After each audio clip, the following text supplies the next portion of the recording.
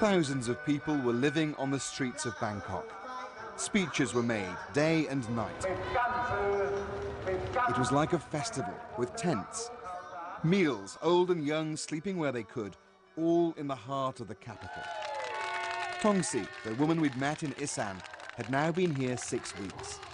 I didn't think it would take this long. Other governments faced with a big rally like this would have dissolved parliament by now.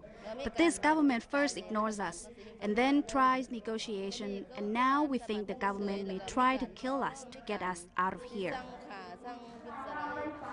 There were rumors people were paid to be there, especially those providing security. Thaksin Shinawatra was accused of bankrolling the protest from self-imposed exile, where he's avoiding jail for corruption. Leaders said businessmen made donations. I think that most people slept on the street for 2 months. And I think that to accuse them of receiving a payoff is to belittle their commitment to what they believe is a better future for them. A week later, troops, not police, were deployed as protesters threatened to take over more of Bangkok.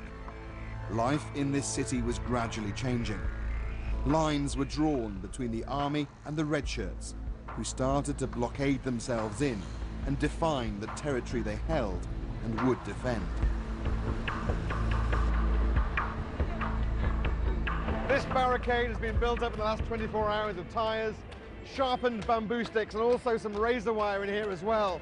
The reason they've come here and made this edge to their demonstration is because they said they were going to move into the financial district, which is across the road from here, across this very busy road. You can see the bridge up there, that's where the military positions are, just 100 meters from here.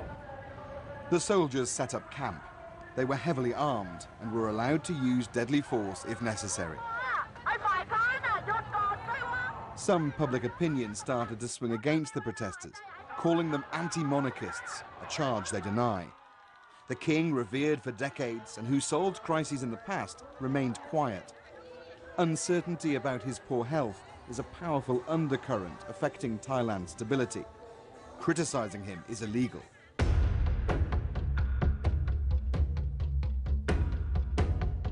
As the days and nights passed, the tension increased. Bangkok was starting to look and feel very different. Explosions injured those demanding the protest end. Skirmishers fed a sense of lawlessness. The red shirts held the city under siege. Darker forces in the protest movement were growing and talking of violent resistance. A renegade general linked to Thaksin ran their security. A few days later, he was shot by an unknown sniper. Violence began again. The army closed in to cut supplies of food and reinforcements to the protest camp. Residents were told to leave. Negotiations had failed. Mob rule began to replace law and order. Rush hour streets became no-go areas. The crisis began to escalate. The government said they fired live rounds only in self-defense. Bangkok began to resemble a war zone as fires burned across the city. Local thugs joined the violence, trying to break the military blockade. First shotguns were used to keep them at bay. The protesters used what they had to provoke the military. Then the army became more clinical.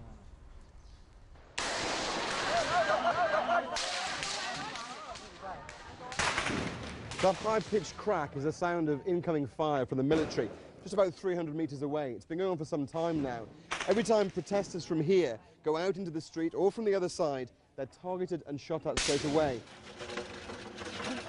The violence was isolated, but people died in army live fire zones. Shots were fired through the barricades. Some protesters had weapons.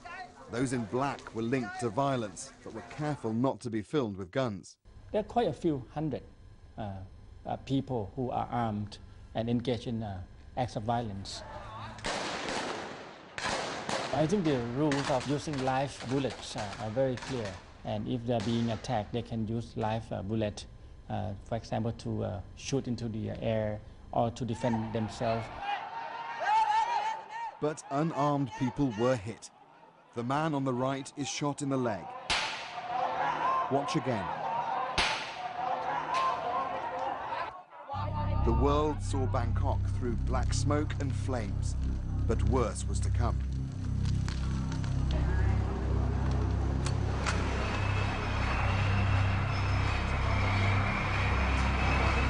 "36 hours later, the final military crackdown began. The hardcore poured fuel on one barricade to slow progress.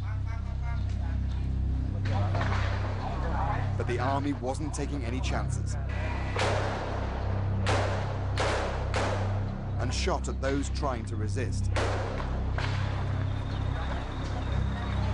They moved into position.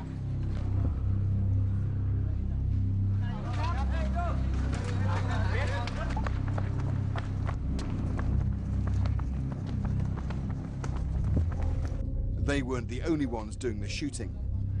These were the militia who turned peaceful protest into urban warfare on the streets of Bangkok.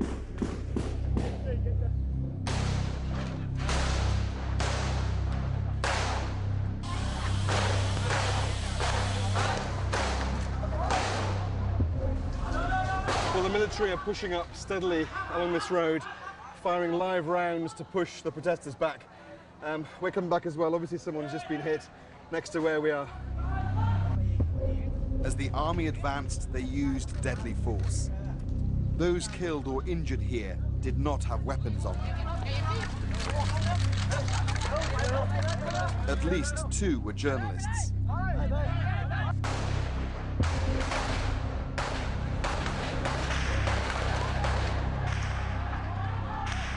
The military are moving forward once again.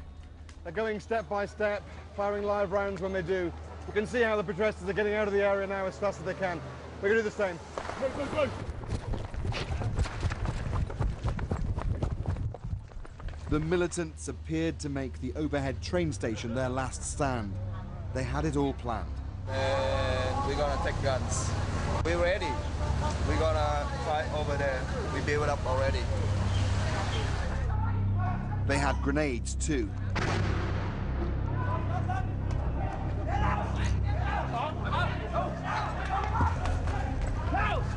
And one of them hit a group of soldiers and another journalist.